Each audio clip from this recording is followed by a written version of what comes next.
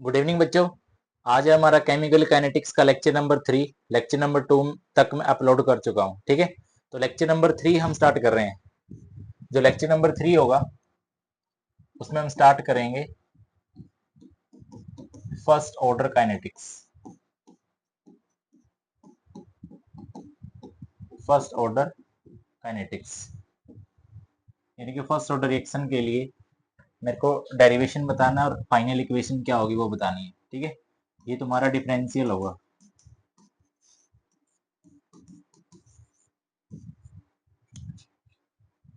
क्या किया, कोई ए से मेरा क्या बना, प्रोडक्ट बना। ठीक है, यहाँ पे जब टाइम जीरो था तब उसकी जो इनिशियल कॉन्सेंट्रेशन थी वो क्या थी, सी नोट, या फिर इसको क्या बोल सकते हो, ए नोट। ठीक है, जब टाइम टी हुआ इसकी जो फाइनल कॉन्सेंट्रेशन थी, फाइनल कॉन्सेंट्रेशन कर लो, फाइनल कॉन्सेंट्रेशन वो क्या बनी, या सी टी बोल लो या फिर इसको ए टी बोल लो।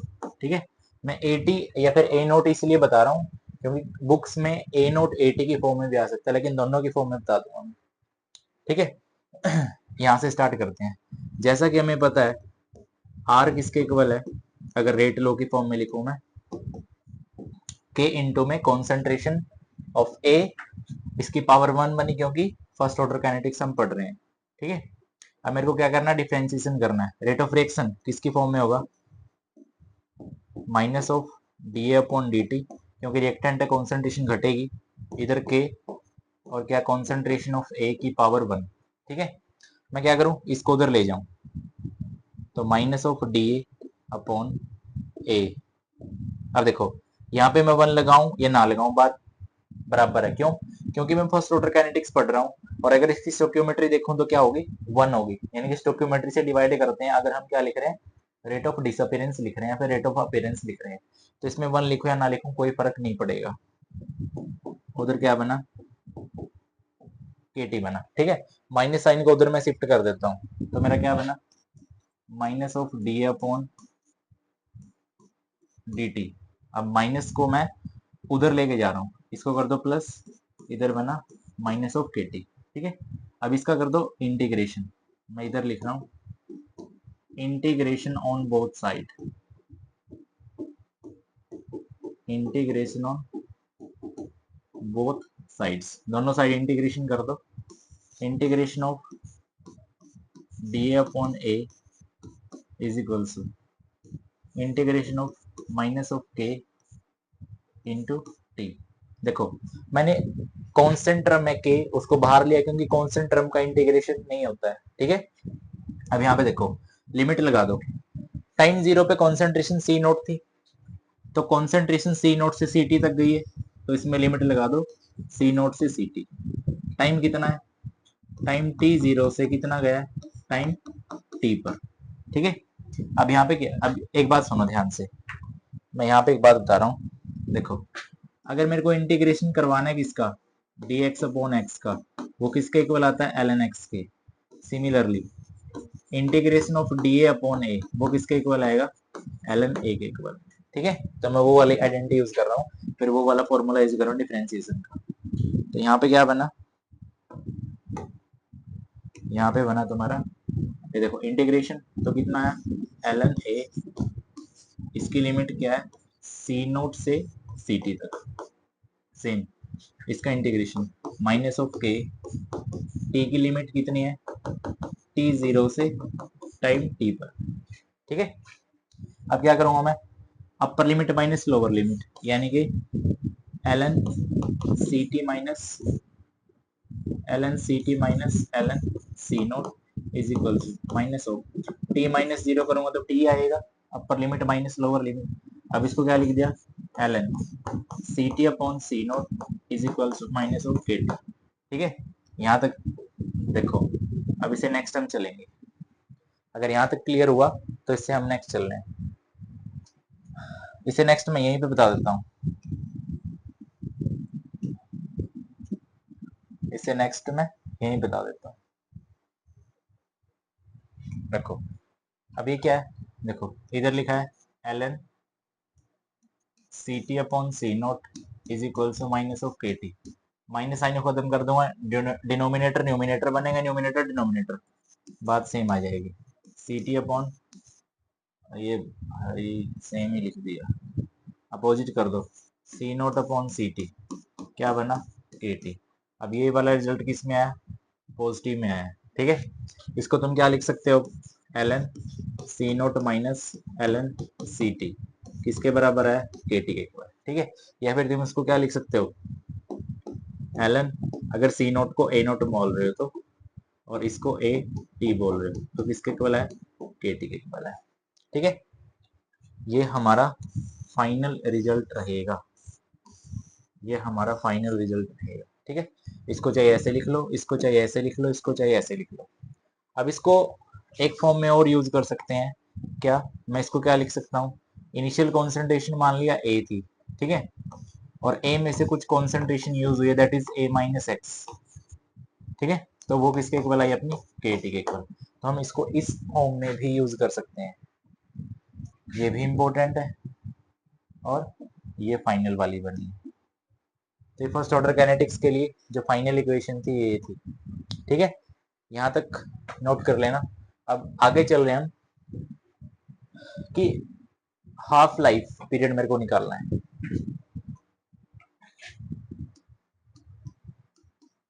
Half life period, half life period निकालना है, यानी कि मैं बोलूँ मेरे को टी 50% निकालना है, या फिर इसको क्या बोल सकते हो, T1/2, ठीक है। इसका मतलब क्या हुआ, इसका मतलब टी 50% कब बोलेंगे, when half of the reactant बोल लो, या फिर 50% रिएक्टेंट इज कंज्यूम। अगर 50% रिएक्टेंट कंज्यूम हो चुका है तब उसको हम क्या बोल रहे हैं, टी 50% या फिर टी हाफ। तो टी हाफ मेरे को निकालना है, ठीक है। सेम उस इक्वेशन का यूज कर लो, कि टी हाफ है T1/2, इसके इक्वल आई थी L N C naught by C T, यही था। अब देखो, अगर टी हाफ में अगर रिएक्टेंट की कॉन्सेंट्रेशन हाफ कंज्यूम हो रही है, तो यानी कि यहाँ पे सी टी की वैल्यू क्या आई अपनी, C0/2, C0/2, ठीक है। सी टी की जगह पुट कर दो, तो क्या बना, K T half is equals L N, इधर सी नोट, सी टी की जगह C0/2, ऊपर गया 2, सी नोट से सी नोट कैंसिल, इधर क्या बना, K T half is equals L N two, K को इधर ले जाओ, T1/2 L N two upon के, ठीक है। और एल एन टू की वैल्यू क्या होती है, एल एन टू की वैल्यू होती है 0.693 अपॉन के, क्लियर। अगर इसको तुम लॉग में चेंज करोगे, एलन से जब लॉग, एलन को लॉग में चेंज करते हैं तो हम 2.3 से मल्टीप्लाई कर देते हैं, तो टी हाफ इसके केस में क्या बनेगा, 2.3 इंटू लॉग 2 अपॉन के, ठीक है। ये इसका फाइनल रिजल्ट रहेगा। अगर कोई तुमसे बोलता है कि टी 75% निकाल लो, टी 75%, अब टी 75% का मतलब क्या हुआ, कि जब सी टी कितनी हुई, C0/4 ये हुई, तो अब सी टी की वैल्यू ये पुट कर दो इस इक्वेशन में, क्या बनी, K T 75% is equals L N C naught, C T की वैल्यू C0/4, सी नोट से सी नोट कैंसिल, ये क्या बना, K 75% L N four, L N four को क्या लिख सकते हो, एक सेकेंड एक बार इधर वाला सही लिख दो, इधर वाला क्या है, के टी 75% है, ठीक है। एल एन फोर को क्या लिख सकते हैं हम, एल एन फोर को हम लिख सकते हैं 2 into L N two, K को इस साइड ले आओ, T 75% 2 L N two upon K. अब देखो एल एन टू अपॉन के ये किसकी वैल्यू है, टी हाफ की है, टी 50% की है, यानी कि मैं क्या लिख सकता हूँ, टी 75% क्या बना, 2 इंटू टी 50%। तो ये वाला फॉर्मूला तुम्हें याद रखना है, यानी कि मैं क्या बोल सकता हूँ, अगर मेरे को t 75% निकालना है तो वो किसके इक्वल होगा, 2 इंटू t 50%। ठीक है, तो ये दोनों फॉर्मूले इंपॉर्टेंट हैं जिनसे क्वेश्चन आने के चांसेस रहते हैं। क्लियर, टी हाफ ऐसे निकाल सकते हैं हम। अब हम चल रहे हैं ग्राफिकल सेक्शन पे। अब हम चल रहे हैं ग्राफिकल सेक्शन।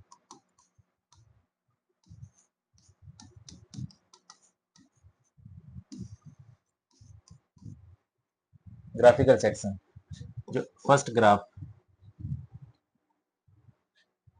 ग्राफ है वो किस किस के बीच में बनेगा, L C T versus T. ठीक है, या फिर अगर सी टी की जगह क्या यूज कर रहे हो, L A T versus T. ठीक है, तो क्या आएगा, अब यहां से पहले ग्राफ निकालते हैं, इक्वेशन सोल्व करते हैं। इक्वेशन क्या रहेगी अपने, क्या है, L N C naught by C T is equal to K T, यही थी ना। अब इसको क्या लिख सकते हैं हम, L N C naught minus L N C T is equal to K T. L N C T और टी के बीच में मेरे को ग्राफ निकालना है। अब इसको यहीं रखो, इसको उधर ले जाओ, तो क्या बना मेरा, L N C T is equal to minus of K T plus L N C naught. ठीक है, यही बना, यही बना ना। अब ये क्या बना मेरा y, ये क्या बना मेरा माइनस ऑफ एम एक्स, और ये क्या बना मेरा c। ठीक है, तो इसके लिए ग्राफ कुछ इस टाइप से बनेगा। इसके लिए ग्राफ y एक्सिस पे कौन है, L N C T, x axis पे कौन है, t। ठीक है, अब देखो ये c है इंटरसेप्ट, मान लिया यहाँ से, तो ये वाला जो पोर्शन है ये इंटरसेप्ट को दिखा रहा है, और इंटरसेप्ट क्या बन रहा है मेरा, एल एन सी नोट। अच्छा, उसके बाद अब जो m है ना, m हमेशा स्लोप को दिखाएगा, और स्लोप m की वैल्यू नेगेटिव है तो स्लोप अपना नेगेटिव होगा, तो ग्राफ कुछ इस टाइप से आएगा। ठीक है, तो ये अपना ग्राफ बनेगा between L N C T versus T. ठीक है, अगर मैं सेकंड वाला ग्राफ, अगर मैं सेकंड ग्राफ चेंज कर देता हूं इसको, सेकंड ग्राफ अगर मैं बनाऊं किस किस के बीच में, between log ct log ct versus t के बीच में। ठीक है, सिंपल है, कोई प्रॉब्लम वाली बात नहीं है। L N C naught by C T is equal to K T, इसको क्या लिखूं, एल एन, इसको कन्वर्ट कर दो log में, यहीं से क्या बना 2.3 into log C naught by C T is equal to K T. ठीक है, अब क्या करोगे, अब इसको कॉमन ले लो, तो क्या बना log C naught minus log C T, ये सी टी है भाई। ठीक है, इधर क्या है के टी। क्लियर, अब क्या करो, इसको उधर ले जाओ पहले,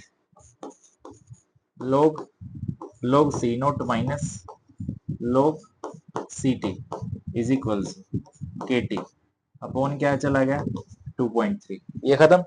मेरे को बनाना है log C T versus T के बीच में, इसके और इसके बीच में, तो क्या करोगे, log, अरे भाई कैसे लिखना है, log सी टी इधर लेके जाओ माइनस, इधर क्या बना माइनस ऑफ के टी, क्योंकि इज इक्वल से उस साइड आया तभी तो प्लस बनेगा, minus of K T upon 2.3 plus log C naught. ठीक है, ये वाला क्या बना, ये वाला बना y, ये वाला क्या बना माइनस ऑफ एम एक्स, ये वाला क्या बना c। ठीक है, तो y एक्सिस पे कौन है, log C T, log C T, time के बीच में तो टाइम ये रहा। ठीक है, अब देखो इंटरसेप्ट क्या बना, log सी नोट, इंटरसेप्ट तुम्हारा क्या बना log सी नोट। अब जो देखो x एक्सिस पे t है, तो यहाँ पे भी स्लोप कैसा नेगेटिव है, क्योंकि m की वैल्यू नेगेटिव है, तो स्लोप यही आएगा, लेकिन स्लोप इसमें क्या होगा माइनस के अपॉन 2.3। ठीक है, या फिर 2.3 बोल सकते हो इसको। क्योंकि माइनस को तो रिप्रेजेंट कर ही रहा है। तो ये अपना ऐसा कुछ ग्राफ आएगा। अगर तुमसे ग्राफ पूछा जाए, मैं इसको साफ कर लेता हूँ, मैं इसको साफ कर लेता हूँ। कंडीशन थर्ड दो मैं बता चुका हूँ। अगर तुमसे ग्राफ पूछा जाए टी हाफ वर्सेस कॉन्सेंट्रेशन के बीच में, ठीक है। अब तुम्हें पता है जो टी हाफ है यानी कि टी 50% है वो क्या था, ln 2 अपॉन के, या फिर इसको लिखो 0.693 अपॉन के। इसमें तो कोई कॉन्सेंट्रेशन है ही नहीं। तो तुम्हें एक बात और नोट करनी है कि फर्स्ट ऑर्डर काइनेटिक्स के केस में टी हाफ है कॉन्सेंट्रेशन पे इंडिपेंडेंट होगा, क्योंकि कॉन्सेंट्रेशन कोई टर्म है ही नहीं इसमें, याद रखना, ठीक है। तो इसके केस में y क्या आएगा अपना, कांस्टेंट। अगर y कांस्टेंट है तो ग्राफ मेरा कैसा आएगा, ग्राफ कुछ इस टाइप से, अभी मैं प्रॉपरली बना देता हूँ ग्राफ को। y मेरा अगर कांस्टेंट हुआ तो मेरा ग्राफ कुछ इस टाइप से आएगा। देखो ग्राफ y एक्सिस ये कॉन्सेंट्रेशन, ये कॉन्सेंट्रेशन, ये क्या है, टी हाफ को दिखा रहा है। अब कॉन्सेंट्रेशन इस केस में क्या होगी, कॉन्सेंट, क्योंकि वाई हमें, वाई कॉन्सेंट्रेशन को शो कर रहा है ना, तो वाई क्या है इसमें, अरे कॉन्स्टेंट ही तो है, क्योंकि टी हाफ है फर्स्ट ऑर्डर काइनेटिक्स के केस में कॉन्सेंट्रेशन पे डिपेंड नहीं कर रहा, ठीक है। ये था अपना थर्ड लेक्चर। नेक्स्ट हम मिलते हैं लेक्चर नंबर 4 में कुछ और प्रॉब्लम्स के साथ, ठीक है। तो आज के लिए इतने बच्चों।